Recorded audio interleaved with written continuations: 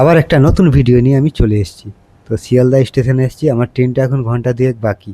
তো যা গরম, তো আমি একটা ওয়েটিং রুম এখানে পেয়ে গেছি। তো এখানে আপনারাও থাকতে পারেন। ট্রেনের টিকিটটা হচ্ছে বাধ্যতামূলক। রিজার্ভেশন হলে কোনো ডকুমেন্ট লাগবে না, এমনি টিকিট হলে আধার কার্ড কিংবা ভোটার কার্ড।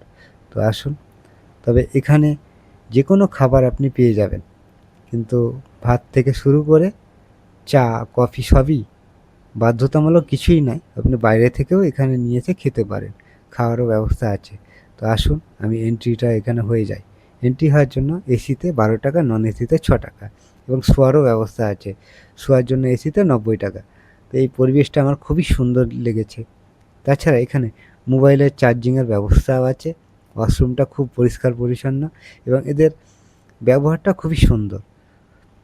আপনার ইচ্ছে হলে খাবারের অর্ডার দিতে পারেন, ওয়েটাররা আপনার কাছে যাবে। তো আবার তাছাড়া এখানে কিন্তু একদম নিরাপদ, চারিদিকে সিসি ক্যামেরা আছে, কোনো জিনিস হারানোর ভয় নেই। তো আমি ঘন্টা দুয়েক ছিলাম, ভালোই লাগলো। আপনারাও এখানে এসে